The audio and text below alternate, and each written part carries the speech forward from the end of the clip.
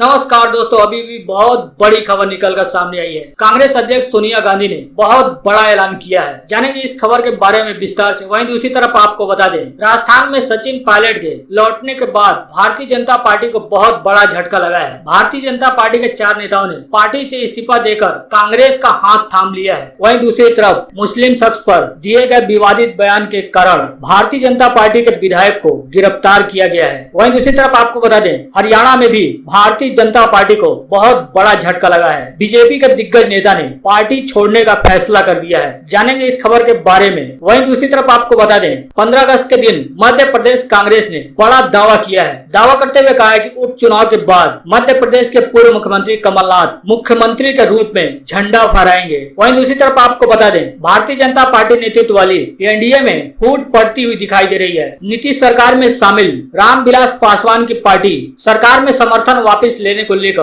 बड़ा बयान दिया है। क्या है खबर, आपको विस्तार से बताएंगे, लेकिन इससे पहले कमेंट कर अपनी राय जरूर बताएं और इस वीडियो को लाइक और ज्यादा से ज्यादा शेयर करें। जी हाँ दोस्तों, आपको बता दें, जहां एक तरफ कांग्रेस से भागी हुए सचिन पायलट के घर लौटने से यानी कांग्रेस में वापसी होने से कांग्रेस पार्टी में जहां एक तरफ खुशी का माहौल है, वहीं दूसरी तरफ छत्तीसगढ़ में भारतीय जनता पार्टी को बड़ा झटका लगा है। भारतीय जनता पार्टी के 4 नेताओं ने पार्टी से इस्तीफा देते हुए कांग्रेस का दामन थाम लिया है। आपको बताएं कि छत्तीसगढ़ प्रदेश प्रभारी पीएल पुनिया ने भारतीय जनता पार्टी को बड़ा झटका दिया है। झटका देते हुए भारतीय जनता पार्टी के 4 नेताओं को कांग्रेस में शामिल करवा लिया है। आपको बता दें कि छत्तीसगढ़ गोरेला नगर पंचायत अध्यक्ष और 3 बीजेपी पार्षदों ने कांग्रेस का दामन थाम लिया है। नगर पंचायत अध्यक्ष व भाजपा नेत्री गंगोत्री राठौर और उनके पति गोवर्धन राठौर ने छत्तीसगढ़ प्रदेश प्रभारी पीएल पुनिया के हाथों कांग्रेस की रीति रिवाज पर भरोसा जताते हुए कांग्रेस की सदस्यता ग्रहण की है। इसके साथ ही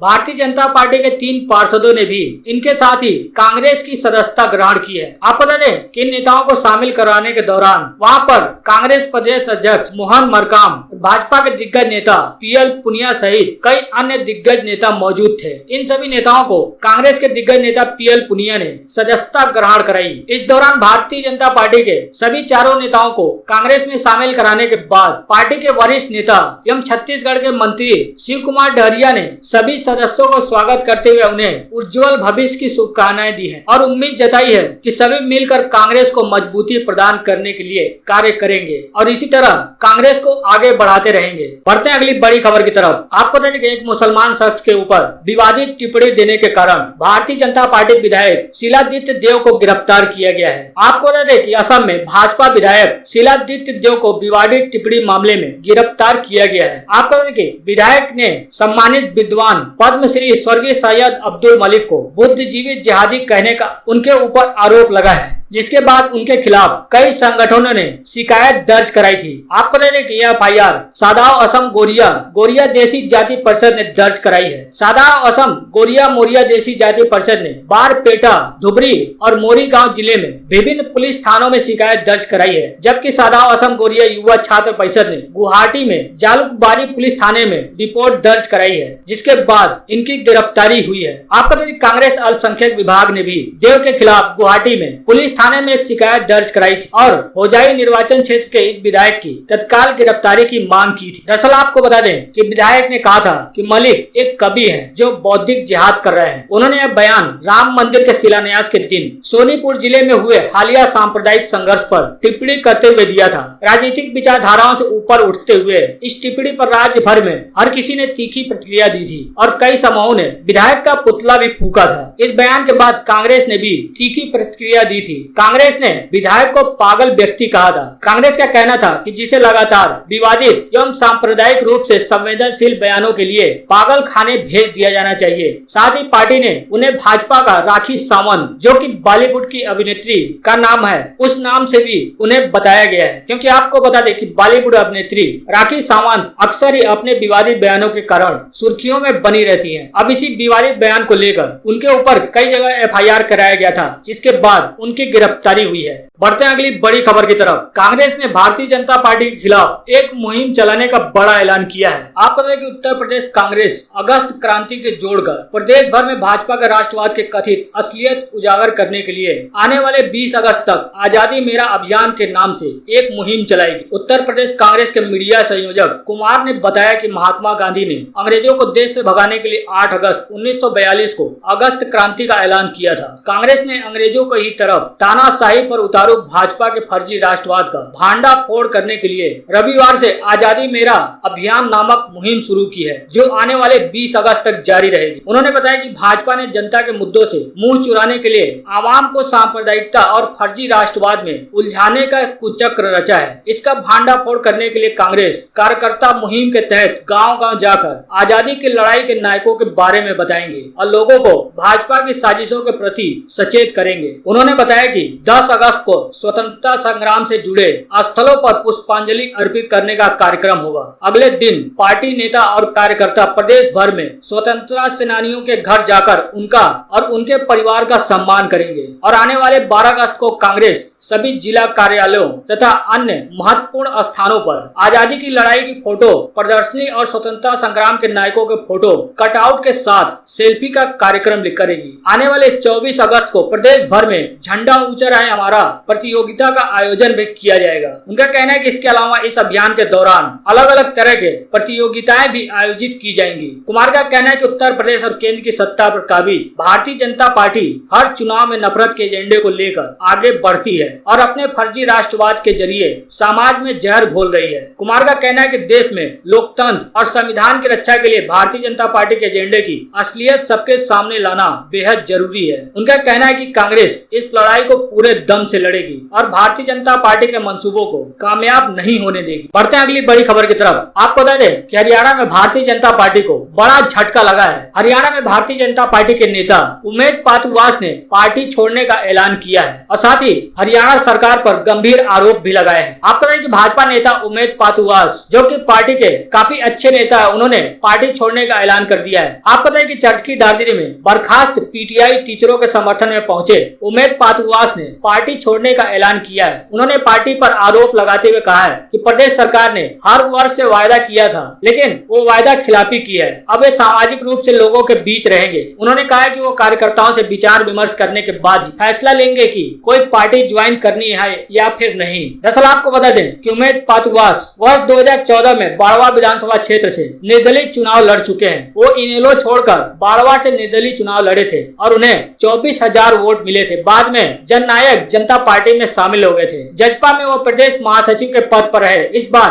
विधानसभा चुनाव से ठीक पहले उन्होंने जजपा छोड़कर भाजपा ज्वाइन की थी। अब उन्होंने भारतीय जनता पार्टी पर भी आरोप लगाते हुए पार्टी छोड़ने का ऐलान कर दिया है। बढ़ते हैं अगली बड़ी खबर की तरफ। आपको बता दें कि मध्य प्रदेश के मुख्यमंत्री कमलनाथ ने आज झंडारोहण के दौरान उन्होंने बड़ा दावा किया है। दावा करते हुए कहा है कि उपचुनाव के बाद एक बार फिर से कमलनाथ सीएम बनकर यानी सीएम के रूप में झंडा फहराएंगे। आपको बता दें कि मध्य प्रदेश ने भारतीय जनता पार्टी को एक बार फिर सरकार में वापस लौटने और मुख्यमंत्री के तौर पर कमलनाथ द्वारा ध्वजारोहण करने का ऐलान करते हुए भाजपा को चुनौती दी है। कांग्रेस ने मध्य प्रदेश कांग्रेस के ट्विटर अकाउंट से यह चुनौती दी है। पार्टी ने कहा है कि भाजपा उपचुनाव तक खैर मना ले, इसके बाद कमलनाथ मुख्यमंत्री के तौर पर ध्वजारोहण करेंगे। ट्वीट करते हुए लिखा गया है कि भारतीय जनता पार्टी केवल उपचुनाव होने तक खैर मना ले, उसके बाद कमलनाथ जी ही मध्य प्रदेश के मुख्यमंत्री के रूप में तिरंगा फहराएंगे और परेड की सलामी लेंगे। आपको बता दें कि इससे पहले भी कांग्रेस की सरकार गिरने के बाद इसी तरह का बयान कांग्रेस ने 20 मार्च 2020 को दिया था, जिसमें कांग्रेस ने ट्वीट करते हुए लिखा था कि इस ट्वीट को संभाल कर रखना। 15 अगस्त 2020 को कमलनाथ जी मध्य प्रदेश के मुख्यमंत्री के तौर पर ध्वजारोहण करेंगे और परेड की सलामी लेंगे। ये बेहद अल्प विश्राम है। हालांकि अब तक ऐसा नहीं हो पाया, लेकिन कांग्रेस ने फिर दावा किया है कि उपचुनाव होने के बाद कांग्रेस पार्टी एक बार फिर से सत्ता में लौट कर आएगी। तब एक बार फिर से मध्य प्रदेश के पूर्व मुख्यमंत्री कमलनाथ मुख्यमंत्री के तौर पर तिरंगा फहराएंगे। तब भारतीय जनता पार्टी देखती रहेगी। बढ़ते हैं अगली बड़ी खबर की तरफ। आपको बता दें बिहार में भी एनडीए में फूट के संकेत मिल रहे हैं। अब एनडीए में शामिल यानी नीतीश सरकार को समर्थन दे रहे रामविलास पासवान की पार्टी समर्थन वापस ले सकती है। आपको बता दें कि बिहार विधानसभा चुनाव से ठीक पहले बिहार में बड़े सियासी उठापटक के संकेत मिलने लगे हैं। रामविलास पासवान की लोक जनशक्ति पार्टी यानी लोजपा नीतीश कुमार सरकार सरकार से समर्थन वापस ले सकती है। पार्टी सूत्रों ने शुक्रवार को यह जानकारी दी है। पार्टी सूत्रों के माने तो जेडीयू के सीनियर नेता लल्लन सिंह ने प्रधानमंत्री नरेंद्र मोदी का अपमान किया है और इसी वजह से पार्टी ऐसा कर सकती है। समाचार एजेंसी पीटीआई के मुताबिक रामविलास पासवान की पार्टी के प्रमुख चिराग पासवान ने भारतीय जनता पार्टी के प्रमुख जेपी नड्डा से गुरुवार को मुलाकात भी की थी और इस मुद्दे समेत कई अन्य मुद्दों पर चर्चा की। इसके बाद चिराग पासवान ने शनिवार को लोजपा के पटना कार्यालय में पार्टी नेताओं की बैठक बुलाई। इस बैठक में लल्लन सिंह के बयान पर गंभीरता से चर्चा की गई। उसी बैठक के बाद कहा जा रहा है कि लोजपा नीतीश कुमार सरकार से समर्थन वापस ले सकती है। जैसा कि आपको बता दें कि लल्लन सिंह ने हाल ही में चिराग पासवान पर कटाक्ष करते हुए कहा था कि वह कालिदास की तरह वह एक पेड़ की उसी शाखा को काट रहे हैं जिस पर वह बैठे हैं। इस पर लोजपा नेता ने कहा था कि लल्लन सिंह ने प्रधानमंत्री का अपमान किया है, हम नीतीश कुमार सरकार से अपना समर्थन वापस ले सकते हैं। बता दें कि 243 विधानसभा सीटों में से रामविलास पासवान की पार्टी लोजपा के पास 2 सीटें हैं। हालांकि यदि लोजपा बिहार सरकार से अपना समर्थन वापस भी ले लेती है तो सरकार पर कोई खास असर नहीं पड़ेगा, मगर आगामी विधानसभा चुनाव में माना जा रहा है कि यदि लोजपा और जेडीयू में दूरियां बढ़ गई तो एनडीए को काफी बड़ा नुकसान हो सकता है। बढ़ते हैं अगली बड़ी खबर की तरफ। आपको बता दें, आज स्वतंत्रता दिवस के भाषण के बाद यानी पीएम मोदी के भाषण के बाद पीएम मोदी पर कांग्रेस भड़क गई है। कांग्रेस बोली चीन का नाम लेने से पीएम मोदी डरते हैं। आपको बता दें, प्रधानमंत्री नरेंद्र मोदी ने 74वें स्वतंत्रता दिवस यानी 15 अगस्त 2020 पर दिए अपने भाषण में चीन और पाकिस्तान का नाम लिए बगैर उन्होंने कहा कि एलएसी और एलएसी तक जिस किसी ने देश की संप्रभुता पर उठाई, देश की सेना और हमारे वीर जवानों ने उसका उसी भाषा में जवाब दिया है। पीएम के इस बयान पर कांग्रेस ने तीखी प्रतिक्रिया देते हुए कहा है कि सिर्फ बोलना काफी नहीं है। कांग्रेस नेता अहमद पटेल ने समाचार एजेंसी एनआई से बातचीत करते हुए कहा कि सिर्फ बोलना काफी नहीं है, अगर उन्होंने जवाब दिया है तो हमें खुशी होगी। प्रधानमंत्री जो भी कहें उस पर हमें विश्वास करना चाहिए, लेकिन प्रधानमंत्री और उनकी सरकार वास्तविकता को वाकिफ है। वास्तविकता अच्छी नहीं है। अगर उन्होंने चीनी सैनिकों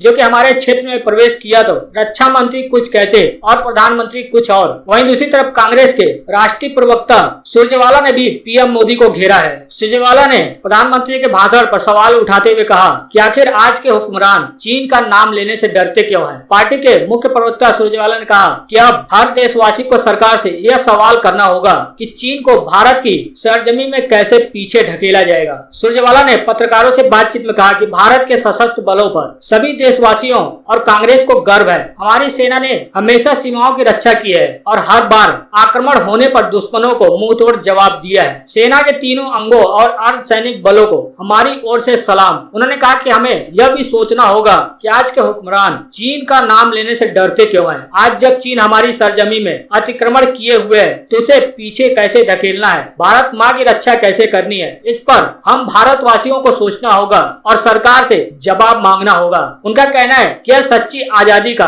प्रतिबिंब है। यहाँ तक ही नहीं, उन्होंने प्रधानमंत्री की ओर से आत्मनिर्भर भारत पर जोर दिए जाने को लेकर भी सरकार पर तंज कसा है। उन्होंने सवाल किया कि यार भारतवासियों को सोचना है कि आज आजादी के मायने क्या हैं। क्या हमारी सरकार प्रजातंत्र में विश्वास रखती है, जनमत और बहुमत में विश्वास रखती है। इस देश में बोलने, सोचने, कपड़ा पहनने और आजीविका कमाने की आजादी है। यह कहीं न कहीं इन पर अंकुश लग गया है। बढ़ते हैं अगली बड़ी खबर की तरफ। कांग्रेस के दिग्गज नेता एवं सांसद राहुल गांधी एक बार फिर से अध्यक्ष बन सकते हैं, जिसका संकेत कांग्रेस पार्टी ने खुद दिया है। आपको बताइए, कांग्रेस पार्टी के अंदर लंबे समय से नए अध्यक्ष बनाने की मांग उठ रही है। अब कांग्रेस ने संकेत दिया है कि राहुल गांधी भविष्य में अध्यक्ष पद संभालने के लिए मना नहीं करेंगे। राजस्थान में पनपे सियासी संकट का हाल ही में जो समाधान किया है उसमें राहुल गांधी का अहम रोल है। उसका श्रेय भी राहुल गांधी को दिया गया है। एक वर्चुअल प्रेस कॉन्फ्रेंस के दौरान कांग्रेस के मुख्य प्रवक्ता सुरजेवाला ने कहा है कि 2019 के चुनाव के बाद राहुल ने नैतिक जिम्मेदारी लेते हुए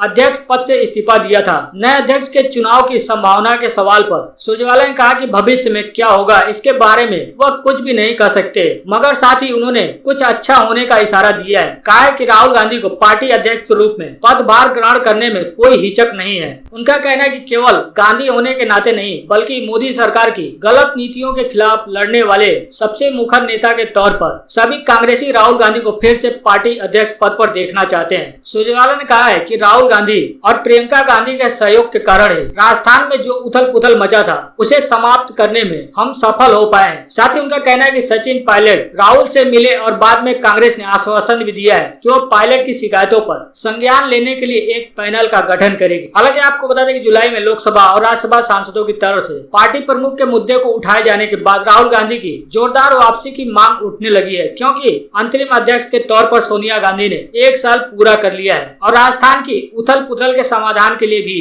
कांग्रेस ने राहुल को पूरा श्रेय दिया है। अब उनके अध्यक्ष पद पर वापसी के लिए कांग्रेस में जोरदार मांग उठने लगी है। हालांकि प्रवक्ता सुरजेवाला ने संकेत भी दिया है कि राहुल गांधी को पार्टी पद यानी अध्यक्ष के रूप में पदभार ग्रहण करने में कोई हिचक नहीं है।